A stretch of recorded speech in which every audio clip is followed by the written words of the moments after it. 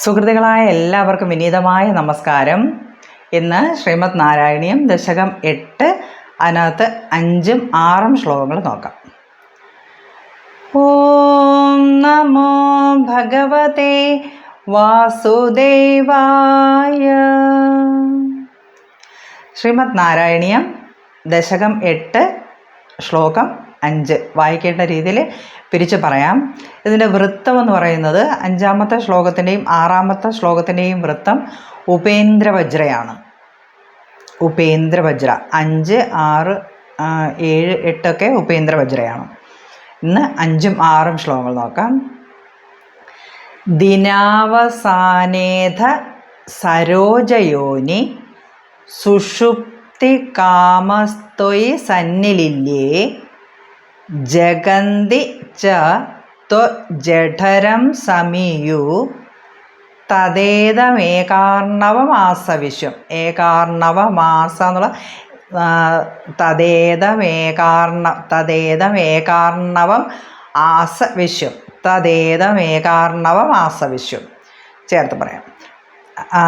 ദിനാവസാനേത സരോജയോനി സുഷുപ്തി കാമസ്ത്വയി സന്നിലില്യേ ജഗന്തി ച ത്വജഠരം സമീയു തദേത ഏകാർണവമാസം. അവിടെ പിരിച്ചു പറയുമ്പോൾ തദേതം ഏകാർണവം ആസ വിശ്വം. നമുക്കത് ചേർത്ത് പറയാം. മാന്ന് അങ്ങനെ സ്ട്രെസ് ചെയ്ത് പറയാമായിരുന്നു. ആ വാക്ക് ക്ലിയർ ആയിട്ട് കിട്ടും. തദേതം ഏകാർണവം ആസ വിശ്വം. ശ്ലോകം ഞാനും ചൊല്ലാം. ഓം ദിനാവസാനേധ സരോജയോനി സുഷുപ്തി കാമസ്ത്വയി സന്നിലില്യേ ജഗന്തി ച ത്വജഠരം സമീയു തദേതമേകാർണവമാസവിശ്വം. അന്വയം ചെയ്ത് അർത്ഥം പറയാം.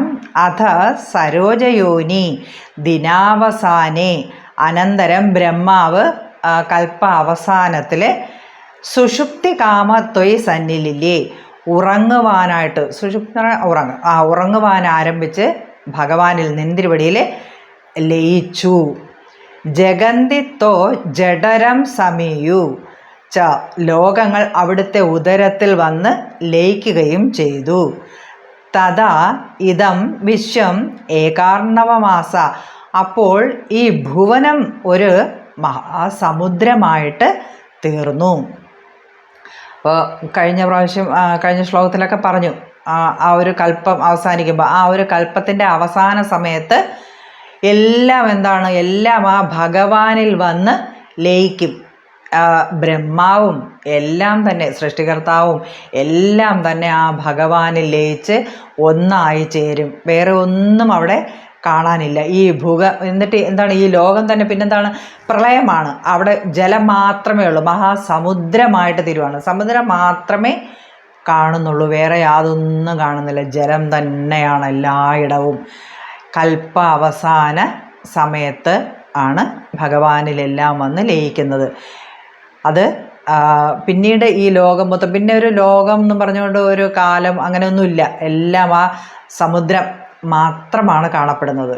അപ്പോൾ അവസാനത്ത് എല്ലാം ഭഗവാനിൽ തന്നെയാണ് ലയിക്കുന്നത്. ബ്രഹ്മാവിൻ്റെ ആ ഒരു കൽപ്പ അവസാന സമയത്ത്. അതാണ് 5ാമത്തെ ശ്ലോകത്തിൽ പറഞ്ഞിരിക്കുന്നത്. ശ്ലോകം ഞാൻ ഒരിക്കൽ കൂടി ഒന്ന് ചൊല്ലാം. ദിനാവസാനേധ സരോജയോനി സുഷുപ്തി കാമസ്ത്വയി സന്നിലില്യേ ജഗന്തി ച ത്വജഠരം സമീയു തദേതമേകാർണവമാസവിശ്വം. ഇനി 6ാമത്തെ ശ്ലോകം. തവൈവ വേഷേ ഭണിരാജശേഷേ ജലൈകശേഷേ ഭുവനേസ്മശേഷേ ആനന്ദസാന്ദ്രാനുഭവസ്വരൂപ സ്വയോഗനിദ്ര പരിമുദ്രിതാത്മാ. തവൈവ വേഷേ ഭണിരാജശേഷേ ജലൈകശേഷേ ഭുവനേസ്മശേഷേ ആനന്ദസാന്ദ്രാനുഭവസ്വരൂപ സ്വയോഗനിദ്ര പരിമുദ്രിതാത്മാ. ശ്ലോകം ചൊല്ലാം. ഓം തവൈവ വേഷേ ഭണിരാജശേഷേ ജലൈകശേഷേ ഭുവനേസ്മശേഷേ ആനന്ദസാന്ദ്രാനുഭവസ്വരൂപ സ്വയോഗനിദ്ര പരിമുദ്രിതാത്മാ. അന്വയം ചെയ്ത അർത്ഥം പറയാം. ഭുവനെ ജലേകശേഷേ, ലോകം ഒരു പെരുവെള്ളം മാത്രമായിട്ട് തീർന്നപ്പോൾ, തവ ഏവ വേഷേ ഭണിരാജ ശേഷേ ത്വം, നിന്തിരുവടിയുടെ തന്നെ രൂപാന്തരവും നാഗരാജാവുമായ ആദിശേഷനിൽ അവിടുന്ന് ആനന്ദ സാന്ദ്രാനുഭവ സ്വരൂപ, ആനന്ദഘന അനുഭൂതി രൂപമായിട്ട് സ്വയോഗനിദ്ര പരിമുദ്രിതാത്മാ ശേഷേ സ്മ, തൻ്റെ യോഗനിദ്രയാൽ ലാഞ്ചിതനായിട്ട് പള്ളിക്കുറുപ്പ് കൊണ്ടു. അപ്പോൾ ഈ പ്രളയ സമയത്ത് എല്ലാം ആ ഒരു കൽപ്പം അവസാനിക്കുന്ന സമയത്ത് എല്ലാം ഭഗവാനിൽ വന്ന് ലയിക്കുമെന്ന് പറഞ്ഞു. അതെല്ലാം അങ്ങനെ ആയിട്ട് പിന്നെ മഹാസമുദ്രമായിട്ട് തീരുകയാണെന്ന് കഴിഞ്ഞ ശ്ലോകത്തിൽ പറഞ്ഞിരുന്നു. ഇനി ആ എല്ലായിടവും ആ വെള്ളമാണ്, ജലം മാത്രമേ എല്ലായിടവും കാണുന്നുള്ളൂ. അപ്പോൾ ആ സമയത്ത് ഭഗവാന്റെ തന്നെ, വിഷ്ണുവിൻ്റെ തന്നെ രൂപമായിട്ടുള്ള ആ അനന്തൻ്റെ മെത്തമേൽ ഭഗവാൻ അങ്ങനെ ശയിക്കുന്നു. ആ സമയത്ത് എല്ലായിടവും പ്രളയമായിരിക്കുന്ന സമയത്ത് ഭഗവാന്റെ തന്നെ രൂപമായ ആ അനന്തനെ മെത്തയാക്കിക്കൊണ്ട് അങ്ങനെ അനന്തശായിയായിട്ട് ആനന്ദസ്വരൂപനായിട്ട് ഭഗവാൻ അങ്ങനെ പള്ളി കൊള്ളുന്നു, പള്ളിക്കുറുപ്പ് കൊണ്ടു എന്ന്, നിദ്ര പ്രാപിച്ചു എന്ന് ആണ് 6-ാമത്തെ ശ്ലോകത്തിൽ പറഞ്ഞിരിക്കുന്നത്. തവൈവ വേഷേ ഭണിരാജശേഷേ ജലൈകശേഷേ ഭുവനേ ശ്മശേഷേ ആനന്ദസാന്ദ്രാനുഭവസ്വരൂപ സ്വയോഗനിദ്ര പരിമുദ്രിതാത്മാ. അപ്പം അങ്ങനെ ആ ഭഗവാൻ തൻ്റെ യോഗനിദ്രയിൽ ഭഗവാൻ അങ്ങനെ ലാഞ്ചിതനായിട്ട് പള്ളിക്കുറുപ്പ് കൊണ്ടു. ഭഗവാന്റെ തന്നെ രൂപമാണ് ആ അനന്തനും ശേഷനും. നാഗരാജാവാണ് അനന്തൻ.